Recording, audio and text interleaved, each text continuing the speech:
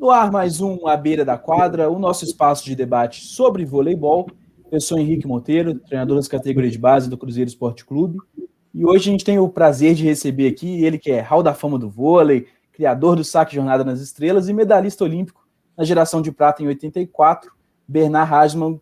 Muito boa noite, seja muito bem-vindo ao nosso canal.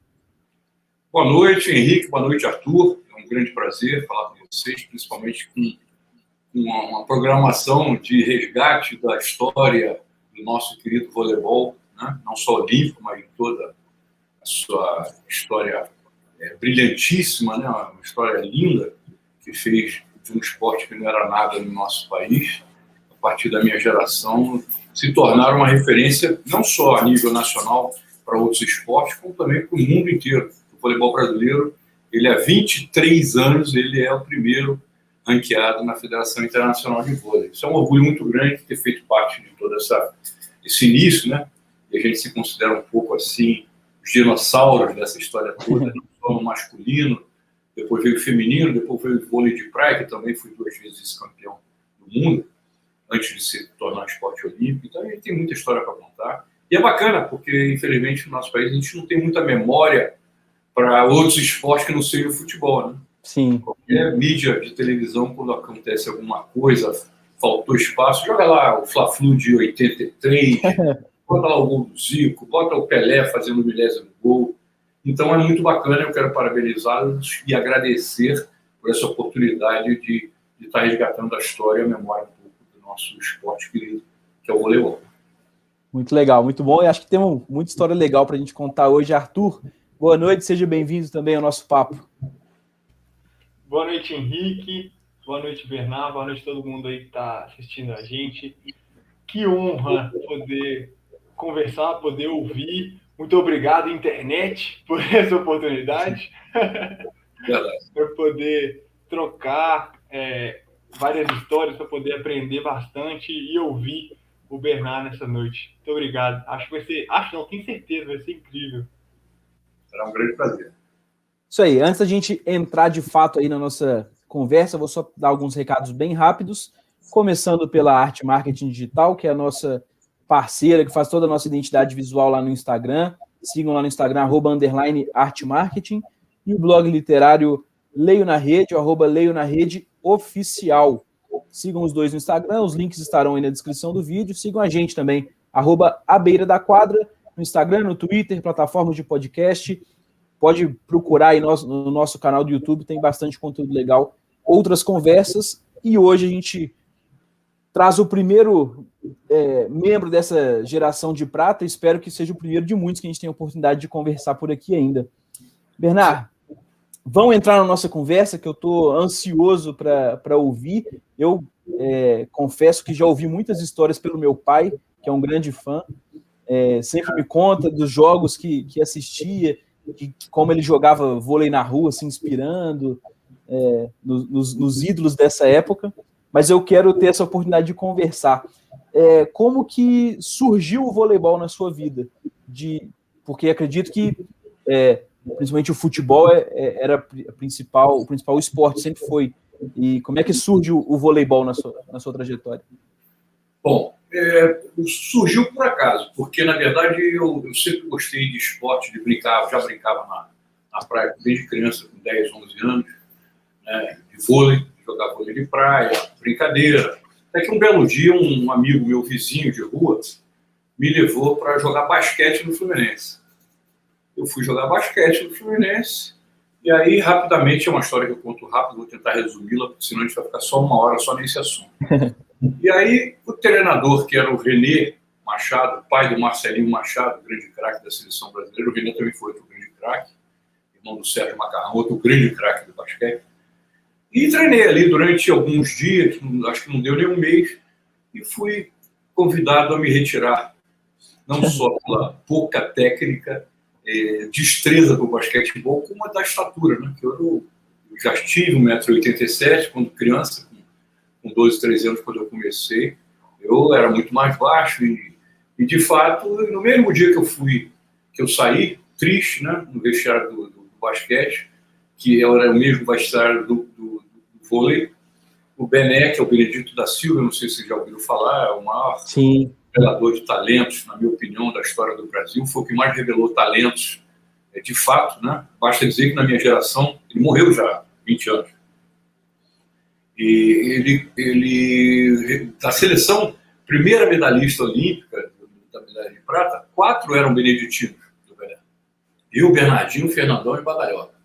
Ou seja, 1/3 da equipe foi ele que criou.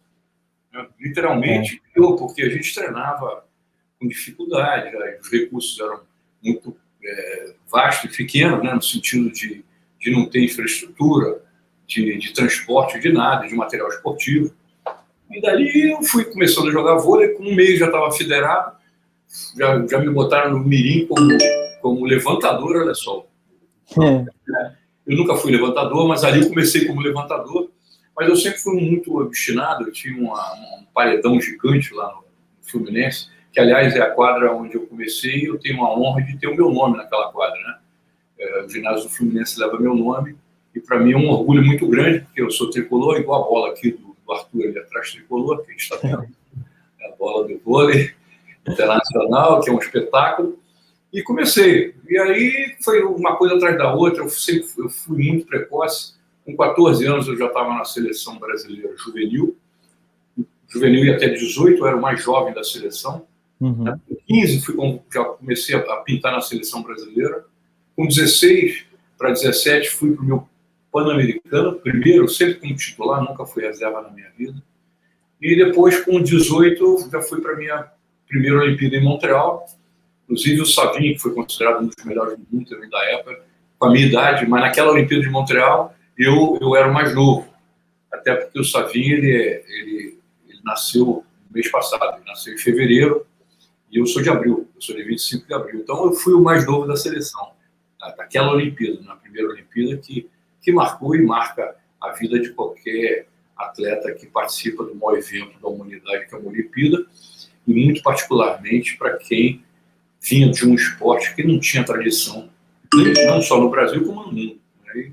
Sim. Tem muita história para a gente ir contando para não ficar... a gente pode falar de jornada, de Pan-Americano, de Olimpíada, se quiser, de Olimpíada de Tóquio, né? A gente tá sim, claro, com certeza. Qualquer informação que a gente está afiadíssimo. Antes da gente chegar nessa parte já dessas grandes competições, eu queria entender como é que era o cenário do voleibol, principalmente no Rio. Você falou que começou a jogar pelo Fluminense. Quais eram os outros clubes que tinham e se o vôlei era mais forte aí na quadra, se existia o vôlei de praia com muita força no Rio já ou ainda não? Vamos falar em termos gerais, né? O Rio tinha grandes competições a nível de voleibol, né? O Botafogo, a nível adulto, até chegar à minha geração, tinha sido 11 vezes consecutivas campeão carioca. Né? Quando chegou a minha geração, né, de alguns atletas que eu já nominei aqui, aí foi quando a gente conseguiu superar o Botafogo, né? E aí não era só o Fluminense, era o Botafogo, o Flamengo teve uma grande equipe, né? Aí tinha América, tinha várias outras equipes a nível carioca, de um nível inferior técnico, mas a nível nacional já existiam grandes atletas. Então eu costumo dizer que a minha geração de prata é precursora, mas tantos outros que não tiveram a oportunidade que a minha geração teve, por ter tido a oportunidade de ter um treinamento em tempo integral, que foi o que deu a diferença, né? O fato dessas gerações anteriores treinarem 2, às vezes 3 vezes por semana num turno só, a minha geração, quando chegou, passou a treinar 2 vezes diariamente, não tinha feriado, não tinha nada. Dia de jogo treinava de manhã para competir à tarde. Então a repetição faz o campeão, e eu tenho certeza que o diferenciador foi exatamente isso, né? A visão não só da confederação, que era brilhantemente tocada pelo Nusman, né, como uma geração de treinadores, Bebeto, Jorge Barros, Brunoro, Paulo Sérgio, preparador físico, e que tiveram uma geração que foi dilapidada da forma mais incrível que vocês podem imaginar, né? A ponto de chegar numa hora onde todos tinham se machucado no joelho, com exceção minha e do William, até porque a gente chegou a treinar até 3 vezes no dia. Nossa! Era 3 horas de manhã, 2 à tarde e 3 à noite. A gente não tinha parâmetro, não sabia o que é o bom voleibol. O que é melhor? Como é que a gente pode chegar no que faz a falecida cortina de ferro leste europeu, o que faz a Rússia, a Polônia, a Bulgária, a Tchecoslováquia, a Romênia? E a gente não tinha essas informações. Foi quando surgiram os intercâmbios, que promovidos aí pelo NUSMA, com informações e situações onde se pagava só passagem aérea, a gente ficava fora 2 meses do Brasil, e lá a gente tinha comida limitadíssima nesses países, mas o treinamento e os jogos e os intercâmbios e partidas eram fenomenais e a gente aprendeu muito, né? A ponto da gente, nessa evolução, chegar a encontrar o nosso voleibol, que é uma mistura do esporte da velocidade asiática com a força europeia, principalmente vinda do leste europeu, e que não se expandiu para tantos outros países lá, na própria Itália, que é uma potência olímpica, que nunca ganhou uma Olimpíada, diga-se de passagem, né? Apesar de ter ganho tanta Liga Mundial, nunca chegou numa Olimpíada. Então é muita história. A gente vai falando, vocês podem me interromper se eu vou falar, e aí não vai dar tempo.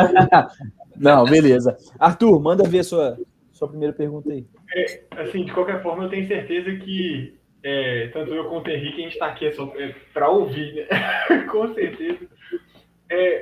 Mas, Perna, eu queria te fazer uma pergunta, assim, baseada nessa sua história, ou pelo menos no início da sua carreira, em que você foi aprender o vôlei já no clube do Fluminense, assim, aprender o jogo em si, né? Que você já tinha algumas experiências motoras antes, né?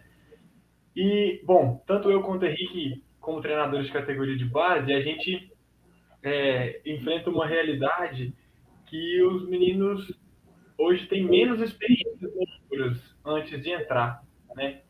Eu queria saber de você, assim, como que você vê, né, essas duas realidades, da importância dessas experiências na formação de um atleta? Bom, nós estamos falando de voleibol, logicamente, né? Que como já disse, aqui é uma referência para os outros esportes, né? de gestão, de tudo que você pode imaginar, né? De compromisso, de tudo que você pode pensar de coisa positiva. A primeira coisa que eu costumo dizer atualmente não, já de 20 anos para cá, 25 anos para cá, é que quem nasce hoje no voleibol já nasce em berço esplêndido. Porque primeiro vem da televisão, e os ídolos fazem os campeões, os ídolos fazem as gerações acompanhar o esporte e praticarem o esporte, né? A gente vai fazer uma comparação com o basquete. Quando eu comecei a jogar, o basquete do Brasil era bicampeão do mundo e 2 vezes bronze olímpico, né? E o basquete disputa e sempre disputou o mesmo espaço físico de biotipo, longilíneo, braços longos, altura, estatura, com raras exceções, como eu, Bernardinho, William, Montanaro, que era o Renan, anões, né, nesse meio todo, e a gente não tinha cão, caçou com gato, inventou as nossas jogadas e técnicas. E certamente, para gerações que estão surgindo, né, eu até costumo dizer que quem, quando chega na seleção, devia dar mais valor, porque não sabe o que a gente passou, as dificuldades que nós vivenciamos, e literalmente nascendo em berço esplêndido. E a grande lição que eu acho que ficou para a minha geração em termos de adaptação à vida pós-esporte, pós-carreira, é exatamente o que eu faço com meus filhos. Eu tenho 4 filhos, o mais velho é bicampeão do mundo de surf, longboard, o Phil Hyman, que é um programa no canal Off. E sempre falei, meus filhos, vocês têm que estudar. Estudar é o fundamental. Se vocês conseguirem praticar esporte, é maravilhoso. Se conseguir ser campeão, maravilhoso ainda, melhor ainda. Mas o estudo é fundamental para qualquer cidadão, não só para o atleta, mas para o cara da cultura, para qualquer um. Então, eu acho que isso é fundamental. Eu acho que os atletas brasileiros têm, infelizmente, essa cultura dos 16, 17 anos, começar a ganhar o seu dinheirinho, achar que está tudo ótimo, estou ganhando minha grana, não preciso mais estudar. Muito pelo contrário. Você, quando chega numa certa idade, você vai largar o esporte e aí o teu piso desaparece, você afunda, some, aí você entra naquele pânico de que a sociedade não gosta mais de mim, aí começa a entrar em paranoia. Por isso que a atividade estudantil, né, você tem que, de fato, ir a fundo. Na prática, para você ter uma ideia, eu conto nos dedos os craques que conseguiram, enquanto atletas, se formarem. Na minha época. Realmente, eu não sei se evoluiu, eu não sei te dizer se evoluiu. Mas o futuro vai acontecer para qualquer um. Felizmente, a minha geração, que foi essa precursora, como eu falei, 99,9% se deu bem, deu seguimento, não tem ninguém passando dificuldade, todos estão muito bem, graças a Deus. Acho que Deus nos iluminou por termos aberto janelas de oportunidade para tudo quanto é atleta, não só de voleibol, mas como exemplos de que um esporte que não tinha a menor popularidade era tido como esporte para mulher ou para homossexual, se era com cesta, ninguém sabia o que era, e de repente se tornar uma potência mundial e olímpica no nosso país. E o mais importante é a manutenção desses resultados, que acontece numa linha sucessória incrível de novas revelações. Eu, quando parei de jogar, em 1989, eu olhei para trás e falei, estamos roubados, não vejo futuro. Literalmente, não vejo futuro. Aí veio o Mundial de 90 no Brasil, o Brasil não foi muito bem, chegou em 4º lugar. Aí veio a Olimpíada de Barcelona. Literalmente uma seleção de pé rapado, que ninguém conhecia, ganhou uma Olimpíada, perdendo apenas um set, e se tornaram o maior orgulho que a gente pode ter na história do esporte, né? Então, essas coisas que acontecem, que provam que você, quando trabalha de forma correta, com gestores profissionais, com gente capacitada, né, fazendo um trabalho certo, ele é duradouro e o retorno é sempre muito grande. Bernard. Desculpa, te interrompi para falar. Não, pode fazer, ele ia fazer outra pergunta também. Eu queria saber, assim, como vocês que asfaltaram o caminho, né, podemos falar assim, quais foram as principais dificuldades nesse início, onde o vôlei não era conhecido e reconhecido no Brasil, principalmente? Como que fazia para ter recurso, enfim? Foi muito difícil, né? A gente deve muito ao Nusman, que teve uma visão futurística, né, e empreendedora de poder fazer do voleibol um caminho não só de vida, como de popularidade e de sucesso para servir de espelho para a sociedade do nosso país, né? E criou-se assim diversas formas, né? Primeiro, para você ter uma ideia, a seleção brasileira no início não tinha nem uniforme oficial. A gente, quando ganhava um uniformezinho, ficava maravilhado. Eu, por exemplo, quando joguei na minha primeira seleção brasileira juvenil, em 1972, na ABB, primeiro sul-americano, 1972, a camisa que nós usamos era a camisa que tinha sido utilizada na Olimpíada de 68 no México, pela seleção brasileira adulta. E você pegava aquele troço quase rasgando e jogava, e depois deram para a gente de presente. Foi uma honra. Um outro exemplo para tipificar isso que eu estou dizendo foi numa das Copas do Mundo, acho que a primeira no Japão em 77, quando até eu fiquei entre os melhores do mundo, classificado ali. E quando a gente chegou, a gente não tinha uniforme oficial. A gente tinha uma empresa que bancava, que dava material, mas não tinha retorno, porque não tinha mídia. E, de repente, vieram 5, 6 materiais esportivos. ASICS, Tiger, dessas... Agora eu me esqueci. Mandando uniformes com camisas, com números. A gente jogava cada dia com um uniforme diferente. E não dava nada para isso. Olha só que loucura. Hoje os contratos são milionários, né? Você tem um retorno incrível. E a gente não tinha essa situação como profissional, literalmente, podendo receber alguma coisa. A gente, para faturar algum dinheirinho, os atletas, a gente pedia desconto para comprar tênis, que não tinha ainda no Brasil, um tênis de nível, depois eu contei outra história, e a gente trazia cada um 30, 40 pares de tênis para vender. E aqueles pares gigantescos, eles davam de presente.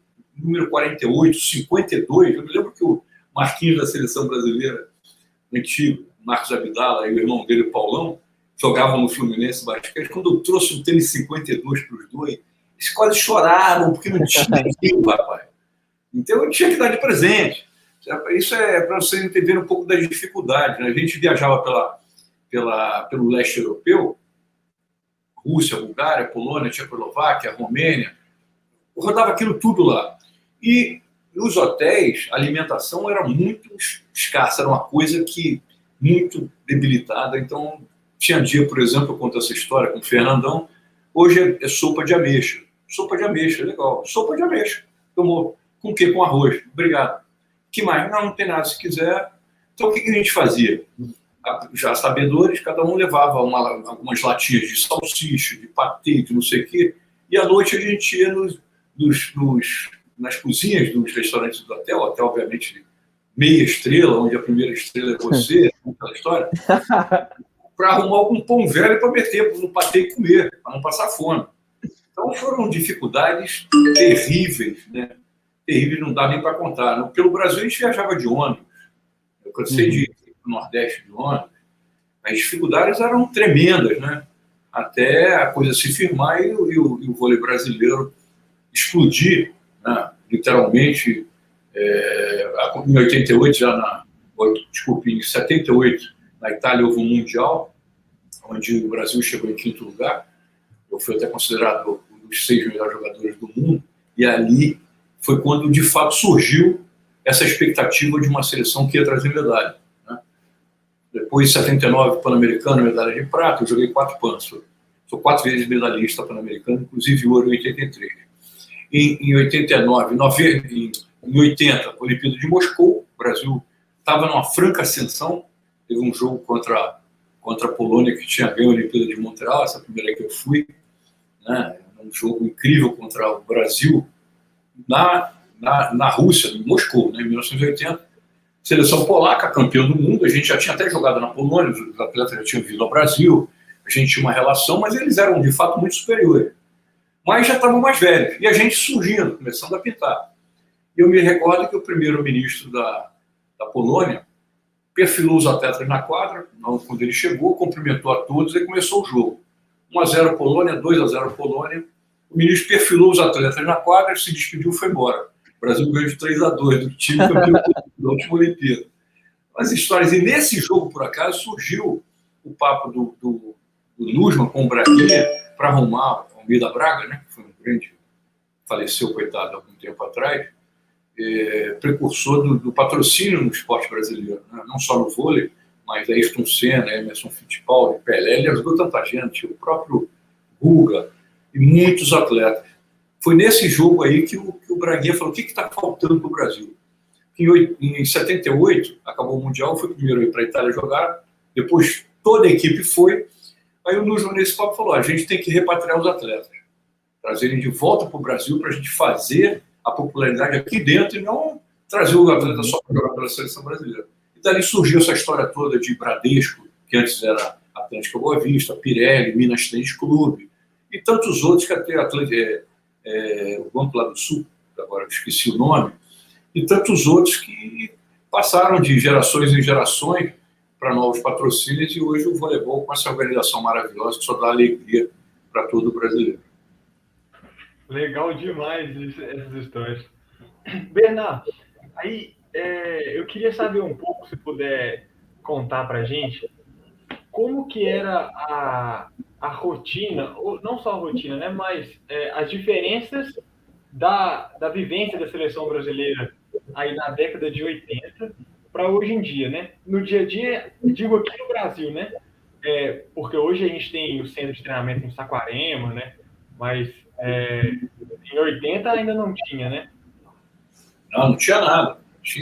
Começou a surgir exatamente em 80, 81, com o Braguinha, criando a estrutura do Esporte Clube Bradesco, que oferecia locais de treinamento, material esportivo, recursos para os atletas, né? A gente funcionava como clube empresa. Eu, nas horas vagas, vendia seguro, né? E entregava prêmio Bradesco Capitalização. Fui garoto para propaganda durante alguns anos, até 87, quando acabou a equipe. E a gente foi, exatamente não tendo cão, caçava com gato. E tentava se espelhar nos melhores para criar uma possibilidade de evoluir dentro do país, né? Mas foi muito duro, nada caiu do céu se você não se dedicar. E eu costumo dizer que o voleibol é uma prova que o esporte no Brasil é viável. Mas não é só dizer assim, como costumo, muita gente me pedir para ajuda. Eu já fui ministro de esporte, fui deputado estadual. Eu passei por tudo que vocês podem imaginar. Hoje sou membro do Comitê Olímpico Internacional. Mas o teu esporte é esporte de rico, está sempre nos pódios. Falei: garoto, vem cá, deixa eu te explicar uma coisinha. Meu pai morreu, eu tinha 13 anos. Tá? Minha mãe nunca tinha trabalhado, eu era o filho caçula de 3. Eu não tinha dinheiro para pagar o ônibus, só para você ter uma ideia. Eu saía de Copacabana, pegava o 416, usina Leblon, passava pelo Fluminense, descia. Muitas vezes descia pela porta de trás, porque não tinha dinheiro para pagar, né? Então não foi assim. Treinei descalço muitas vezes, treinei sem camisa muitas vezes. Então não é só você achar que quem está ganhando que está certo, não. Você tem que ralar. Não é só chegar e botar um dinheiro numa modalidade esportiva que ela vai dar certo. Você primeiro precisa ter pessoas formadas, pessoas capacitadas, pessoas comprometidas com o profissionalismo do esporte, para que ele possa repercutir e ter um retorno que de fato aconteça. E o vôlei é referência para isso. Não era nada, isso não quer. E a cada ano melhora. Isso é que é mais incrível. Apesar de muita gente aí, eleições, dizer que o vôlei não é nada, na porcaria. Pô, então o que nós somos? Não é nada, ganha tudo a nível internacional. Há 23 anos é o primeiro classificado a nível mundial. Masculino, feminino, quadra e praia. Nós somos o quê, então? A gente tem que ser o melhor do universo? É disso que eu costumo falar. A gente está num caminho que abriu espaços de que o esporte é viável. Isso a gente deve muito ao NUSMA também. E muitas modalidades esportivas passaram a copiar um pouco a trajetória do vôlei profissionalmente, né, capacitando treinadores. Aliás, o Comitê Olímpico Brasileiro, onde eu pertenço também, faz isso muito bem, cada dia melhora mais, né? E dá oportunidade para ex-atletas, pessoas que queiram ter um pós-carreira, fazer a formação esportiva dentro de todos os aspectos que lidam com o esporte em todos os níveis, desde a formação até o alto rendimento. Então você passa por tudo e classifica. Na minha época não tinha isso, né? Buscando profissionais de educação física, que é outro caminho também que eu ajudei muito na regulamentação da profissão. Como deputado estadual, não era nem competência de um deputado, mas eu fui a Brasília. Outra história que é muito mais longa, vai tomar o espaço do vôlei todo. Vamos ficar no vôlei, que a gente tem muita historinha para contar. Ô Bernard, os resultados dessa geração de prata, você acha que foi a chave para virar essa mentalidade, para começar a melhorar essa estrutura, ou foi uma coisa ainda mais demorada? Olha, infelizmente no nosso país o esporte, com exceção do futebol, que independe de resultado, o futebol pode ser o primeiro ou o último, que ele vai ter sempre a sua popularidade e a sua mídia específica, né? O futebol pode ser o último numa Copa do Mundo, vai ter 2, 3 páginas diárias, até porque é uma questão cultural. O vôlei não é assim, os outros esportes não são assim. Se você desce do pódio, se você some um período do pódio, você automaticamente começa a desaparecer. Por isso essa luta constante, por isso a minha geração foi tão importante, porque eu me recordo que quando a minha geração surgiu, ela ficou 15 anos na mídia, pelo menos, porque não existiam outros esportes que traziam retorno de mídia, como televisão ao vivo. O Luciano do Vale acreditou no Mundialito de 82, botou a televisão ao vivo, ali explodiu para o mundo. O Brasil vencendo a União Soviética, a equipe nunca tinha perdido para ninguém, né? A gente venceu no Maracanãzinho, um 3-2, com 22 mil pessoas sentadas em arquibancada de cimento, não eram cadeiras, hoje só cabe 10 mil lá dentro, para você ter uma ideia. Então, todo esse trajeto do sucesso, ele ocorre de acordo com o resultado. Se você não tiver resultado, morre tudo. É assim que funciona. Infelizmente, no nosso país, o empresário que quer investir não tem a cabeça de um americano, de um canadense, ou de alguns países da Europa que querem um resultado muito rápido. Então, para isso, eles só querem investir no atleta já formado, no atleta que está na seleção, o atleta que tem uma condição excepcional. Esquecendo que na base você tem um trabalho social importantíssimo, né? De no mínimo tirar a criança da marginalidade, da droga, né? E no máximo encontrando uma oportunidade de se tornar alguém na vida, conhecendo países, idiomas diferentes e evoluindo para um cidadão comum, depois que para de jogar, no pós-carreira, como já me referi no início da entrevista, né? Então a gente tem que pensar muito e passar isso para a juventude, para essa garotada toda que começou a jogar um futebol, que é o primeiro, né? Aliás, é praxe na cultura do futebol, pais colocarem o atleta ali para ser o salvador da família. Porque a maioria não tem condição econômica, então eles querem que seja o salvador da família, que ele chegue lá pagar um dinheiro. E no próprio futebol, o número dos atletas que ganham uma grana alta é muito pequeno. A maioria se dá muito mal, não tem recurso para se manter no pós-carreira. Do que eu me refiro com relação, e penso muito, e a gente tenta conversar muito com ex-atletas, e não só no Brasil, mas no Comitê Olímpico Internacional, Comissão de Atleta. Eu já presidi a Comissão de Atleta do COB, do Ministério do Esporte. Estou envolvido com isso direto e acho fundamental que essas experiências, principalmente das pessoas que passaram pelo que eu passei, que sejam respeitadas, porque o campeão e o jovem de hoje vai ser o velho de amanhã, vai ser o esquecido de amanhã. Então tem que se pensar nisso.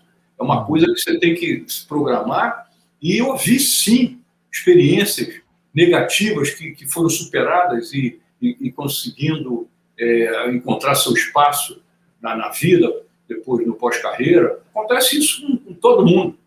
Qualquer ser humano vive situações como essa, e a gente tem muita história para contar, muita experiência nesse sentido também. Arthur, vou emendar mais uma aqui, e eu quero falar sobre o saque Jornada das Estrelas. Particularmente, a primeira vez que eu vi esse saque foi o Giovanni Gávio, um jogo no Mineirinho, e eu falei, meu Deus, o que esse cara tá fazendo? O que tá acontecendo aqui? Fiquei louco, e aí meu pai foi me contar a história de qual que era a origem disso, mas eu quero ouvir do cara que criou. De onde que veio essa ideia? Por acaso, você é a primeira pessoa que me faz essa pergunta hoje. Porque normalmente eu respondo 10 vezes por dia isso. Eu tenho maior paciência, porque eu acho que todo mundo que conseguiu algo na vida, através de qualquer situação, no meu caso o esporte, ele deve ter a responsabilidade de tentar passar a sua experiência de vida para frente. E a minha foi muito simples. Foi uma molecagem de praia, onde eu via que o sol e o vento atrapalhavam o adversário, jogo de dupla, e comecei a sacar. Muita gente achava que era palhaçada minha, eu era garoto ainda com 14, 15 anos, então não tinha muito respeito, mas eu já me sobressaía, porque a maioria era pé rapado de praia, né? Mais velhos e tal. E eu me recordo, inclusive, quando eu conto muito essa história, que eu cheguei a dar saque para terminar um set na praia, eu sacar a bola, jornada, sair correndo para dentro da água e mergulhar. Quando a bola caiu e foi ponto, todo mundo, cadê aquele maluco? Cadê o maluco que estava lá dentro da água dando tchau para a galera? Meio que circo. Comemorando. Meio que circo, né? E uma história só para deixar como é que foi essa criação, né? Que foi o Papai do Céu que falou, vai lá e faz isso, vai dar certo, vai dar retorno. Foi de fato uma arma que ajudou muito o esporte. Infelizmente, eu vou contar, ela não tem mais, que o ginásio não tem mais essa altura toda. Quando não tem altura, tem um placar eletrônico. Mas naquele mundialito onde a gente ganhou da União Soviética no final, eu me recordo que eu fui fazendo ponto de jornada direto. Se vocês olharem no meu Instagram, vocês vão ver que tem lances ali onde eu terminei jogos dando saque, sequências de jornada da estrela, porque o Maracanãzinho tinha uma luminária no teto, que parecia um holofote, e além de chegar um atleta que olhava para cima e a bola vinha com um efeito incrível de voltar, então, a 30 metros de altura, era uma loucura, né? Então, no mundialito, eu dando saque, ponto, a Rússia, que era superior à União Soviética, não era a Rússia, né? O Zaitsev, que era o capitão da seleção, pai desse Zaitsev que joga na Itália, que se naturalizou italiano. Sim. Foi imitar o Jornada nas Estrelas. Com 22 mil pessoas, ele pega a bola, dá uma paulada. Só que a bola, em vez de ir para o lado da quadra, foi para o lado da arquibancada. O que ele tomou de moeda na cabeça, copo de papel, foi uma loucura. E aquilo ali, de certa forma, desestabilizou a equipe soviética, né? E a gente conseguiu esse feito extraordinário, né, de ter batido a União Soviética. Depois teve o Mundial na Argentina, a gente perdeu, eles descontaram, deram 3-0 na gente um mês depois, na medalha de prata mundial. Teve, em seguida, um jogo no Maracanã, que entrou para o Guinness Book, no livro dos recordes, com 94 mil pessoas. Né? Futebol não existe mais isso, porque não tem nem arquibancada para isso, só cabe 80 mil sentados. Né? Naquela época era arquibancada de cimento. Né? E aquilo ali foi incrível, porque foi um jogo histórico que o Luciano do Vale promoveu, né, sob a ideia do Nussmann, de criar uma partida exatamente para refletir o que tinha sido o Mundialito e o Mundial de 82, antes da Olimpíada de Los Angeles. E foi uma festa, com chuva. Foi uma semana de adiamento, porque chovia muito. O jogo era um tablado no meio do Maracanã, na grama. Eu costumo comparar o que era um jogo de tênis de mesa, popular ping-pong, num ginásio do Maracanãzinho, no meio de uma quadra. Era mais ou menos uma agulha no palheiro. Era o que era no Maracanã gigantesco, uma quadra de vôlei pequenininha.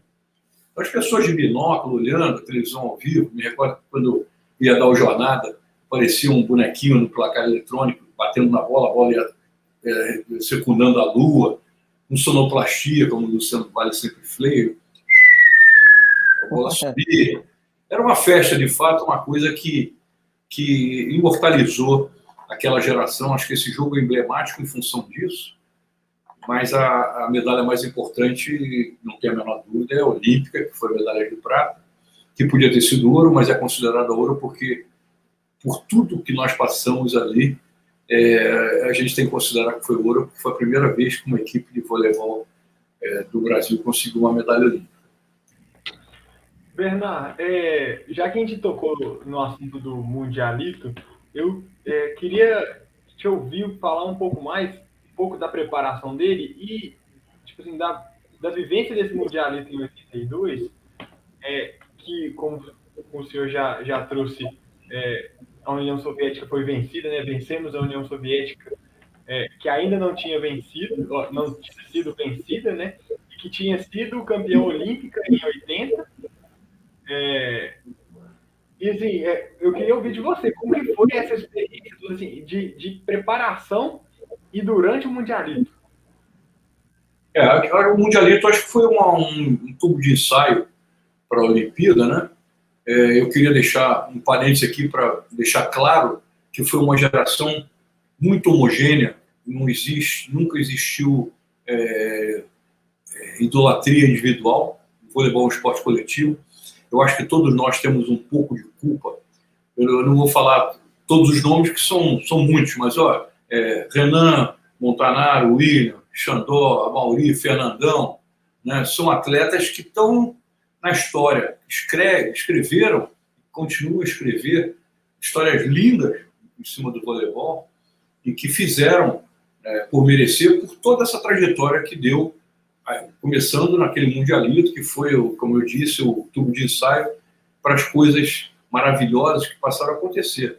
Então foi uma preparação incrível. O Brasil já tinha começado a criar sua própria escola, como eu falei, da mescla das experiências que a gente teve pela Ásia e pela Europa, ocidental e oriental, do que era uma escola brasileira para se seguir.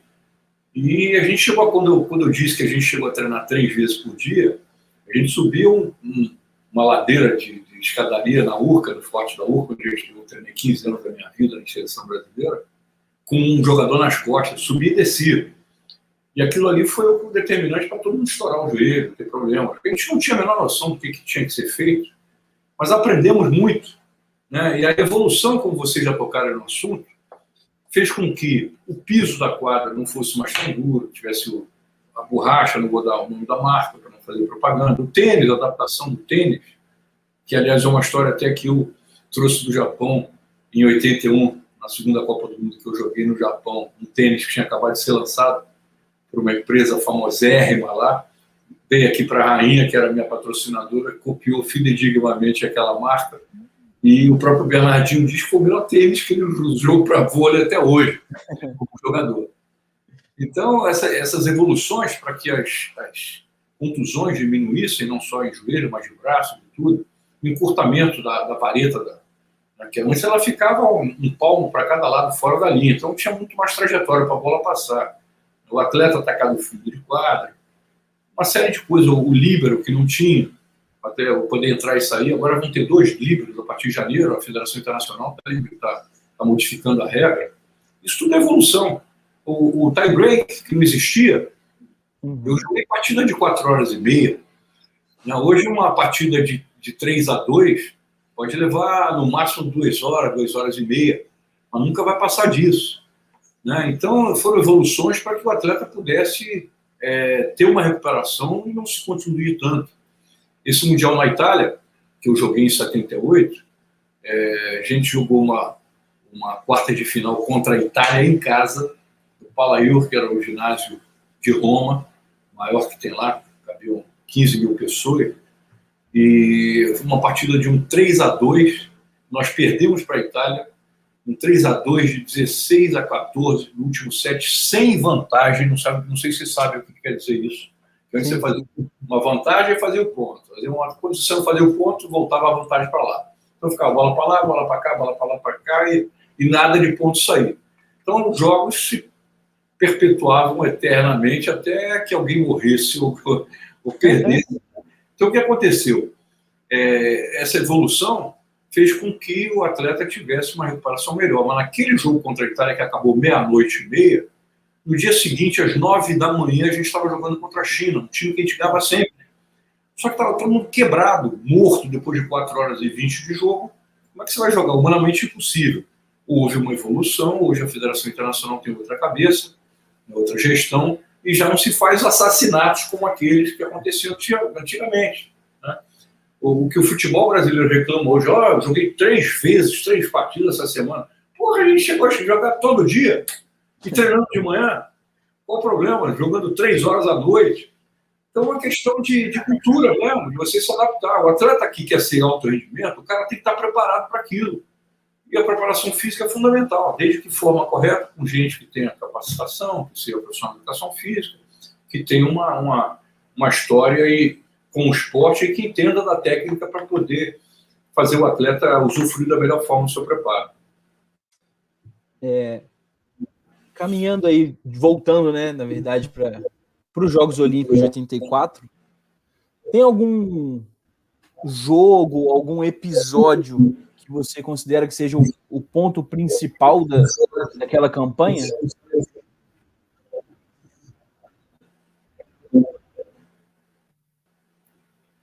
O ponto principal é que a gente perdeu um jogo contra a Coreia, que era um país que a gente tinha o hábito de vencer sempre, num momento talvez de cansaço, de preocupações outras fora o esporte. E no dia seguinte a gente ia enfrentar o time da casa, que era os Estados Unidos. E se a gente não ganhasse, a gente estava fora da Olimpíada. Então houve aquela superação, aquela conversa entre os atletas, comissão técnica, e a gente conseguiu ganhar do time americano na casa deles por 3-0, né? Só que depois veio a final contra os Estados Unidos, nós vencemos a Itália na semifinal e fomos para a final com os Estados Unidos. E naquela final, os americanos tinham estudado diuturnamente o Brasil durante 3-4 dias para saber exatamente o que tinha acontecido de errado e conseguiram nos superar meritoriamente e venceram aquela Olimpíada, né? Na hora você chora muito, você fica muito triste, mas eu não tenho dúvida que uma prata é muito melhor do que um bronze. Na prata você acaba uma partida derrotada, você fica triste, mas o bronze você venceu no 4º lugar, mas no dia seguinte você não quer trocar a prata pelo bronze. E uma medalha olímpica é o que te faz perpetuar para a história do esporte, né? Eu falo muito que tem 3 formas de participar de uma Olimpíada. É você ir como espectador, participar do maior evento da humanidade, um evento onde todos os esportes se encontram. É diferente de uma Copa do Mundo de futebol, que você participa durante 2 meses, jogando de 3 ou 4 em 4 dias, para depois acabar. E uma Olimpíada não, são 17 dias numa mesma cidade, 206 países disputando, 35 modalidades olímpicas simultaneamente na mesma cidade. E aí os povos se encontram, é uma festa maravilhosa, né? Que eu espero que, infelizmente, no Japão não vai dar para ter nesse patamar, agora em Tóquio, mas certamente a televisão vai dar um brilho completamente diferente que as pessoas estão em casa vendo televisão, não tem o que fazer. Então, em termos de mídia, a Olimpíada, para mim, em Tóquio, vai ser uma coisa muito maior do que numa Olimpíada normal, em função de estar todo mundo em casa sem ter o que fazer e na expectativa, principalmente daqueles que queriam ir à Olimpíada, né? E aí são outros assuntos que levam tempo para a gente explicar a situação atual que ocorre em Tóquio. Comentando sobre a Olimpíada de 84, o estudo que a seleção americana fez para jogar a final, eu tenho muito interesse em saber assim, como que eram feitos os estudos das outras equipes e se os atletas participavam desse estudo também. Como estudava o adversário? Sim, era uma forma mais precária, não tinha tecnologia nem o pessoal preparado especificamente para isso, né? Hoje você tem no fundo das quadras do Brasil várias pessoas fazendo scouts, tendo aproveitamentos no ataque, defesa, passe, saque, tudo das duas equipes. Mas a gente tinha uma forma de avaliação, não só pela comissão técnica, mas também por opinião da maioria dos atletas que tinham a possibilidade de informar, né? Mas o cara que mais fez isso, e até hoje faz, que é um gênio para mim, como treinador, extrapolando até o campo do esporte, é o Bernardinho. O Bernardinho, para mim, é o melhor treinador do mundo da história. Obviamente, quem tem Zé Roberto e tantos outros no Brasil, que são maravilhosos e fantásticos. Mas ele, para mim, é um cara que eu conheço desde criança. Ele é Bernardinho, porque eu sou Bernard. Nós crescemos juntos no Fluminense e a nossa história se confunde um pouco, né? Ele sempre foi meu levantador pessoal e intransferível de bolso, eu costumo brincar com ele. Então, é um cara que eu acompanhei, é um cara extremamente inteligente, preparado, né, formado e passou por tantos problemas na vida que ele consegue transportar para os atletas que ele dirige tudo aquilo que aconteceu de ruim, né, para que eles possam não errar da forma que erraram aqueles que não souberam aproveitar. Então, ele sabe aproveitar, além da parte da formação dele, como treinador, como psicólogo, como líder, né, que ele exerce dentro das competições, de uma forma que eu não conheço nada na Terra. Enquanto atleta, ele já se debruçava assim para ajudar no estudo do adversário? Ó, vou te contar uma historinha do Bené no Fluminense. Eu sou 2 anos mais velho que o Bernardinho. Eu com 14, ele com 12, quem fazia a súmula, porque o Bené, ele era analfabeto. Ele mesmo dizia, o Bené não sabia ler nem escrever. Quem fazia a súmula era o Bernardinho, desde criança. Sempre fez isso.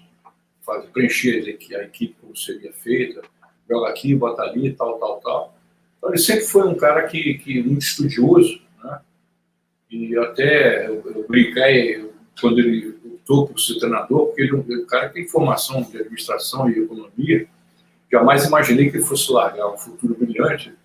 Chegou a trabalhar em banco, que eu não acreditava que aquilo pudesse dar certo, ele ser treinador. No entanto, um dia ele chamou o pai dele e falou: pai, não quero isso aqui não, minha vida é voleibol, vou largar isso tudo aqui, vou cair de cabeça nisso.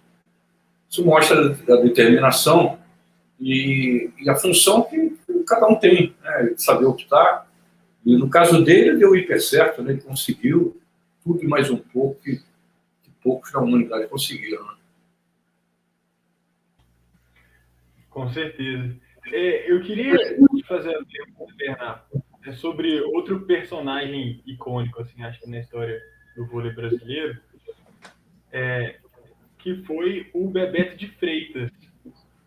E aí eu queria te perguntar como que era o comando dele, como que foi o comando dele na Olimpíada e antes, né, nos treinamentos, a preparação. Como é que é a sua história com ele, assim? Foi uma equipe técnica fantástica, né? Liderada pelo Bebeto, né? Que foi o cara dos que eu mais vi ter estrelas na vida, tudo que ele metia, que ele fazia de mudança na equipe, tirava um, botava outro, dava certo. Sempre dava certo. E ele teve ao lado dele grandes treinadores fantásticos que executavam os treinamentos junto com ele. Foram o Brunoro e o Jorge Barros. E o Paulo Sérgio, que foi o nosso capitão, que ele era milico na prática, com preparador físico. Então, era uma equipe técnica maravilhosa que passou para nós, né, as melhores recomendações e ensinos para que a gente pudesse exercer. Eu acho que todos foram muito bem nos seus papéis. A gente tem a honra de ter sido parte dessa projeção que aconteceu com aquela geração sob a liderança dele. Berna, ainda dentro da história enquanto atleta, eu queria te perguntar, aí assim, se puder falar, ou se quiser falar da trajetória enquanto ela como um todo, assim, qual que era a principal característica do Bernat que te fez permanecer na seleção, mesmo, como você já disse, não sendo um cara muito alto? A minha função na seleção, ela foi muito diversificada, porque na prática eu era passador, atacava a bola rápida, bola na ponta. A gente considerava como universal. O jogador universal é aquele que é polivalente. Vai atacar na saída de rede rápida, volta para o meio, bate bola de 2 tempos, bate na frente, pula para trás. Então não tem nada de novidade isso aí, né? Então, se vocês observarem um comentário que tem no meu Instagram, o Jorgeão falando sobre recepção de passos, sobre minha pessoa, vocês vão rir muito. Vale muito a pena vocês darem uma observada, que define exatamente o que é. Aquele faça o que eu faço, o que eu falo, não faça o que eu faço. Porque na prática eu passava a bola torto aqui, ali, mas ia na mão do levantador. Eu fui considerado algumas vezes o melhor passe do mundo. Meu motivo até de tese na Itália, onde eu joguei, que as pessoas olhavam aquilo e falavam, não acredito como é que esse cara passou essa bola e foi atacar a bola rápida no tempo. E ela cobria a quadra inteira e ainda ia atacar a bola rápida. É uma coisa que só vendo o filme para acreditar no que eu estou falando, ou ouvindo o Jorge Barros, que vale a pena você ver esse videozinho dele falando sobre esse aspecto. Vocês vão ver como é que é engraçado isso aí. Então, eu como sempre treinei muito, eu sempre fui um fominha de bola, dormia com a bola, né? Eu acho que isso é muito importante para quem quer ser craque, principalmente quando é garoto. E acho que isso aí é o que faz o campeão, como eu falei desde o início. Treinamento, a repetição faz o campeão. Então, a gente tem que trabalhar muito e buscar, dentro daquelas técnicas que você adquire às vezes, que às vezes não é a correta, no caso do meu passe, eu aceito plenamente o que dizem. Cansei de pegar a bola aqui de trás, assim, de manchete, e dar na mão do levantador. E atacar a bola rápido. Né? Para não parecer que eu sou mentiroso, por isso que eu digo, ouça o que o Jorgeão fala, Jorge Barro, nos comentários que eu botei no meu Instagram. Chega a ser engraçado, né? Muito legal. E aí, para atacar a bola rápida na ponta, a bola para trás, fazendo finta. A minha função era pipoca, eu ficava pulando o tempo inteiro, recebendo ou não, você tem que estar pulando. Porque você vai buscar o bloqueio vai atrás de você, alguém tem que pular contigo, senão você, se receber a bola, vai bater sozinho. Com a bola de 2 tempos, que eu não sei se vocês lembram do que é isso, fingir que vai pular, depois pula. Pô, era uma farra, né? Naquela época era uma loucura e caracterizou muito a minha participação como atleta. Não só eu, mas tantos outros fizeram da mesma forma, né? Brilharam. Isso é uma questão que eu acho interessante, né? O voleibol das décadas anteriores, ele aparenta ter mais opções, né? Hoje a força é muita velocidade, muita força, então essas bolas não aparecem tanto 2 tempos, as jogadas between, aquelas corridas diferentes dos atacantes de extremidade, hoje em dia fica muito quadradão, muito bola rápida. Não sei, nessa minha visão, não sei se o senhor compartilha dele. Eu acho o seguinte, o esporte, o vôlei evoluiu para o vigor físico, para a estatura. Né? Quanto mais alto, melhor. Eu vou fazer uma comparação para vocês entenderem. Para eu, com 1,87 m, pular num bloqueio que o atacante não atacou, a bola foi para a ponta, para eu voltar para o chão e correr para o outro lado, eu levo um tempo muito maior do que um cara de 2 metros, 2,5 metros, e deu um pulinho, já correu e foi lá. Então, aí o atacante, quanto mais alto ele consegue atacar a bola, atacando por cima do bloqueio. Então, o esporte evoluiu para o vigor físico, para a pancadaria, o que prova que é o que dá a vitória dos dias de hoje, em detrimento da plasticidade que tinha a minha geração, que usava o bloqueio. Por exemplo, tinha bloqueio duplo na minha cara com um nego de 2,10 metros de altura, eu batia com o teto. Para raspar na mão do cara e ir lá para o placar eletrônico. Então, era uma técnica de olhar, o fundo entrou, você jogava a bola no fundo, para pegar. Essas coisas você não vê mais hoje, você vê muita pancadaria. Hoje não é tão fácil você largar uma bola e ela cair com técnica, né? Normalmente acontece com menos técnica, até porque o atleta sendo muito alto, ele não tem que pensar, ele tem que enfiar o cacete mesmo, não pode estar brincando. É o que acontece e é verdade, é isso mesmo. É evolução em detrimento da plasticidade que se tinha antigamente, de uma coisa que era mais bonita, mais glamourosa. Né? Muito bom. Bernardo, eu queria fazer uma pergunta agora, mudando totalmente de assunto, mas assim, no nosso canal, como o Henrique também introduziu, somos treinadores, então atletas nos assistem, não só atletas, mas como outros profissionais. Eu queria te perguntar sobre o Comitê Olímpico Brasileiro, se o senhor podia falar um pouquinho de qual que é a função do COB e qual a sua função no COB hoje. O Comitê Olímpico Brasileiro ele tem a função de gerenciar todas as modalidades esportivas olímpicas ou pan-americanas ou sul-americanas dentro dessas competições.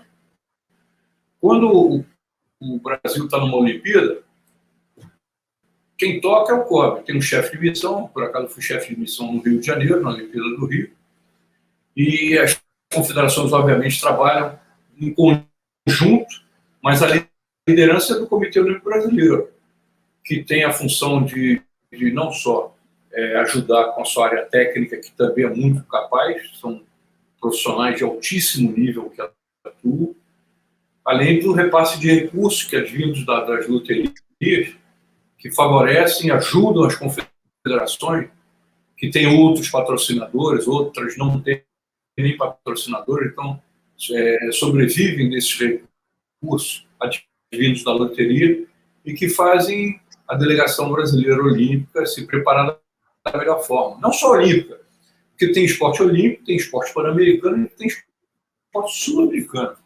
Né? Então, em cada competição, você encaixa uma modalidade esportiva diferente. Agora, para a Olimpíada de Tóquio, a gente vai ter 4 modalidades diferentes que vão acontecer, né? Que é o surf, é o skate, a escalada e o softball e beisebol.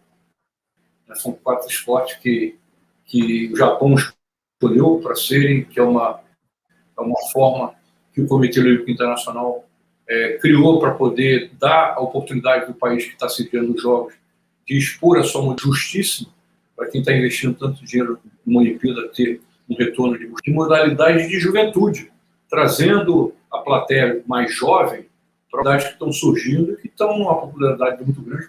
A oxigenação trazendo o exemplo, por exemplo, do surf e do skate, que são modalidades de juventude e que estão explodindo em popularidade, oxigenando o movimento olímpico e trazendo a juventude para dentro do movimento olímpico e de uma Olimpíada que é importantíssimo, né?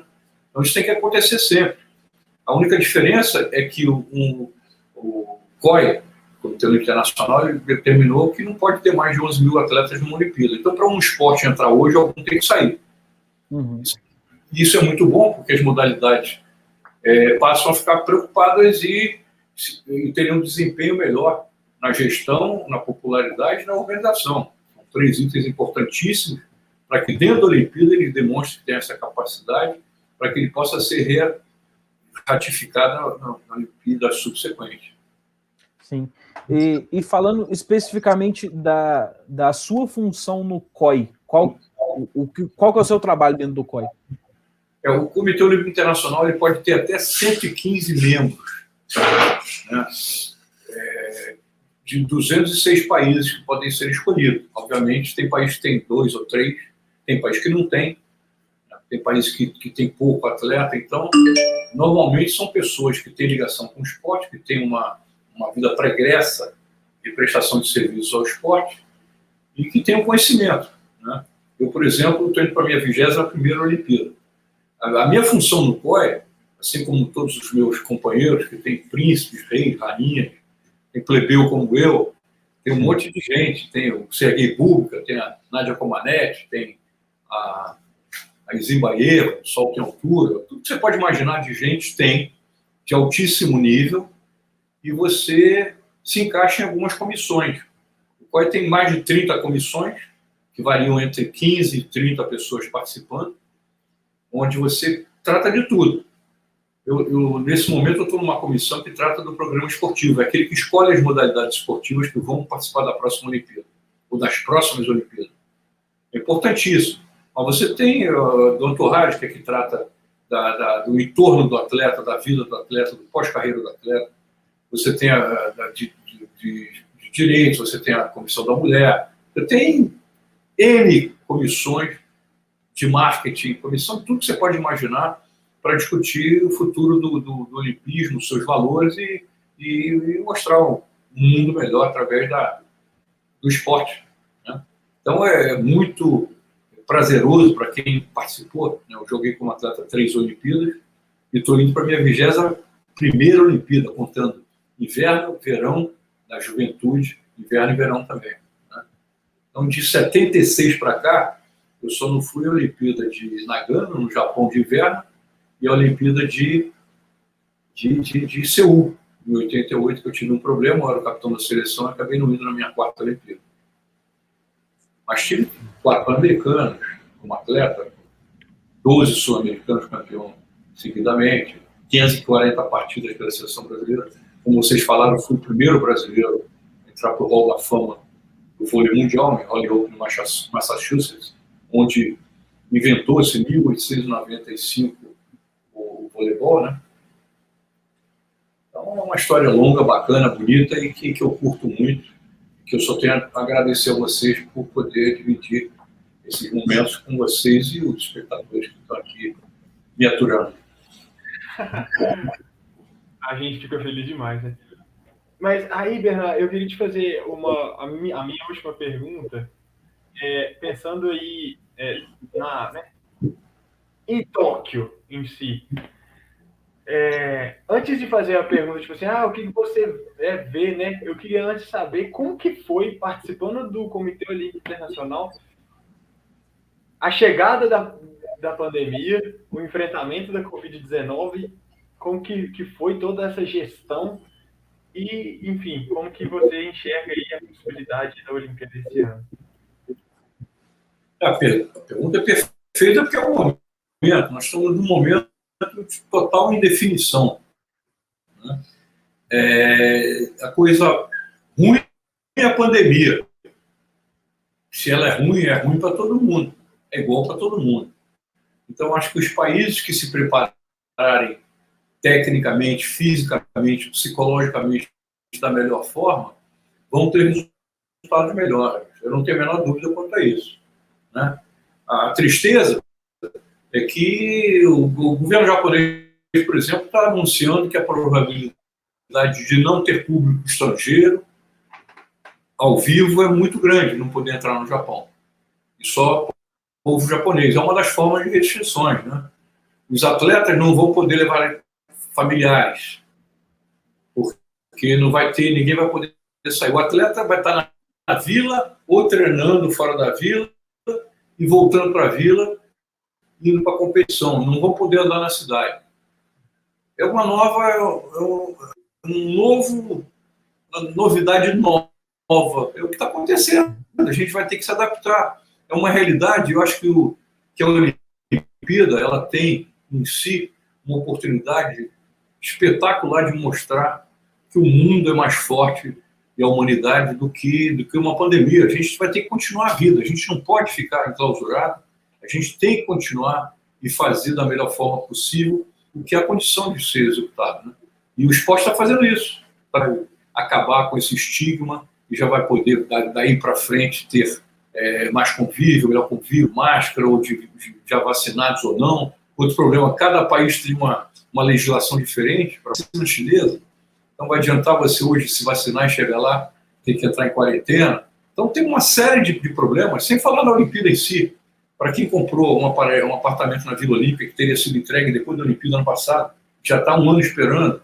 Né? A reforma desses apartamentos, quem está pagando, se tem aluguel ou não, os vendas, locais de competição, todos eles estão tendo que ser reformados.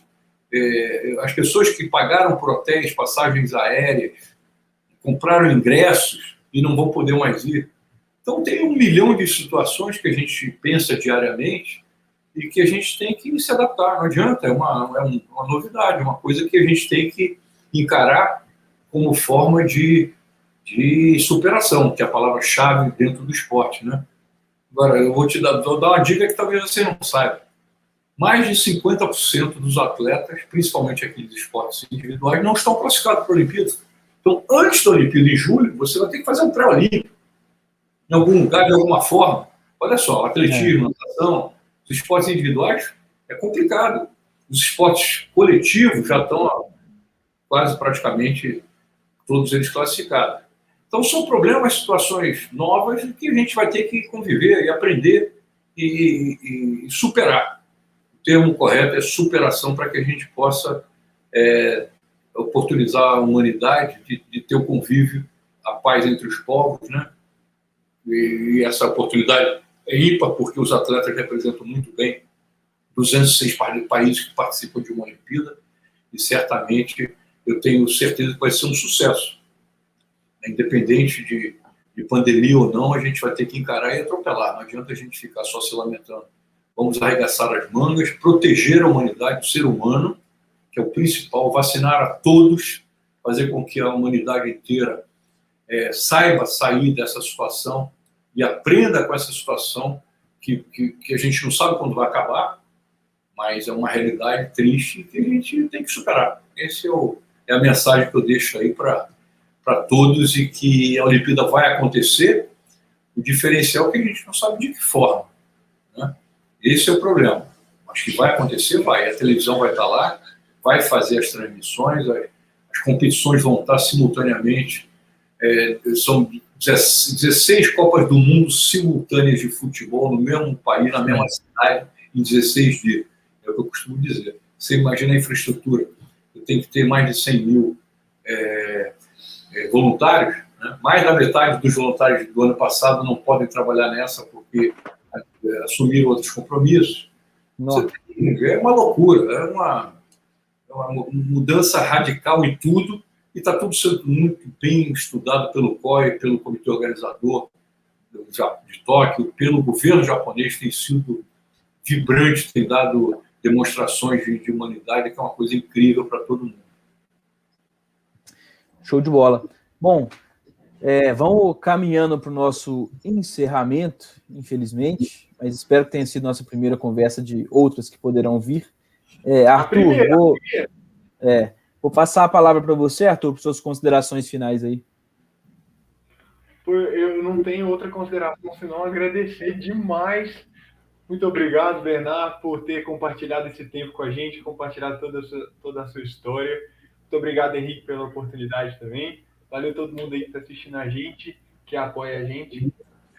Foi muito bom ter essa oportunidade. Obrigado mesmo. Eu que agradeço a vocês. Como eu falei, vocês estão resgatando um pouco da história do voleibol brasileiro. Se não formos nós, quem será? O pessoal do futebol não vai fazer isso por nós, não. Acho que a gente tem que lutar por isso.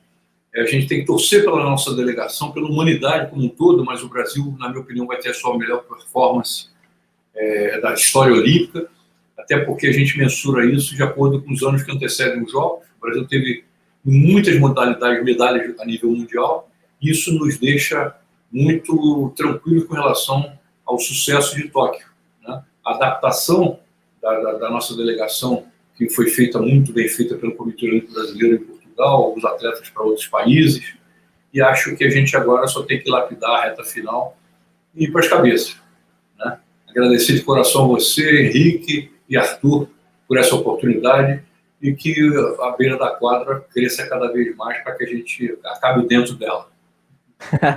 Sensacional. Bernard, muitíssimo obrigado pela conversa. Pô, eu tô extasiado, assim, tô feliz demais. Valeu, Arthur, pela parceria de sempre. Espero que a gente tenha outras oportunidades e que a gente consiga reunir mais pessoas da geração de prata aqui no nosso canal. Beleza? Bernard, um abraço, obrigado. Arthur, valeu. Galera que acompanha a gente, abração, tamo junto, até mais. Forte abraço. abraço. Obrigado a você. Valeu, grande abraço.